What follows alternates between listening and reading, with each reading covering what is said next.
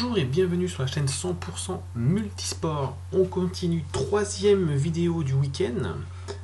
Après les bons coups du soir que j'ai réalisés sur les différents matchs, donc deux pronostics qui sont passés. Bon, vous pouvez revoir les deux vidéos si vous ne les avez pas vues pour voir que les pronostics sont bien passés. Donc on va continuer dans cette bonne phase et dans cette bonne dynamique, comme on dit. Je vais vous proposer deux matchs sur ce dimanche. Donc Lecce contre AS Rome et Levante contre Osasuna. Je vais vous parler de Lecce contre l'AS Rome. Donc Lecce, les points forts, c'est qu'il se crée pas mal d'occasions de but.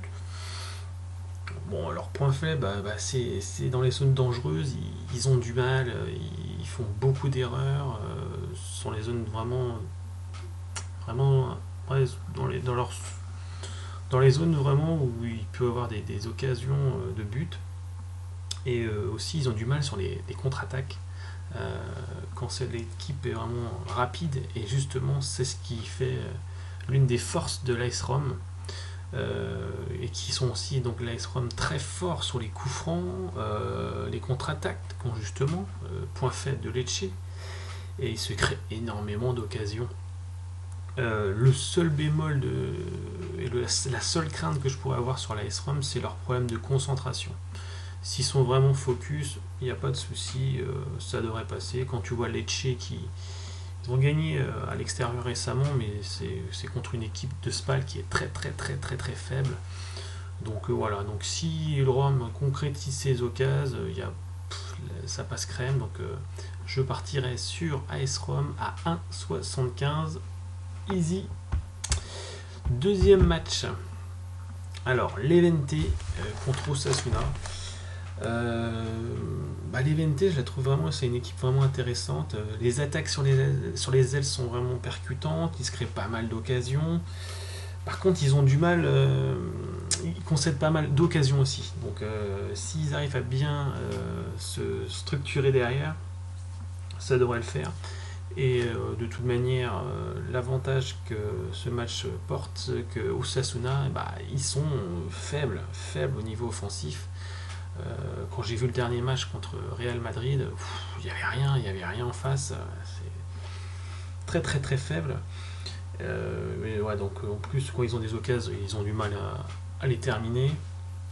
Dans les duels aériens, c'est leur seul point fort si on veut. Donc voilà, c'est pour moi une équipe assez faible à l'extérieur en plus. Donc moi je partirais donc pour assurer le coup, ceux qui sont les plus frileux, donc Levante remboursé si nul à 1,48, ou sinon une victoire sèche de Levante à 2,15. Je vais même vous donner le pronostic que moi j'ai pris personnellement, parce que là je ne peux pas vous le proposer, sauf si vous êtes sur Argel. Ça c'est le pronostic que j'ai pris sur les books étrangers, donc sur Pinacle. Donc moi je suis parti sur le Levante moins 0,25. En gros, pour vous expliquer, c'est si Levante gagne, je gagne mon pari. S'il y a match nul, je perds la moitié de mon pari. Et si Levante perd, je perds mon pari. Donc voilà. À 95, je la trouve vraiment sympa. Donc ceux qui peuvent avoir Pinacle, entre autres, n'hésitez pas à partir sur cette option.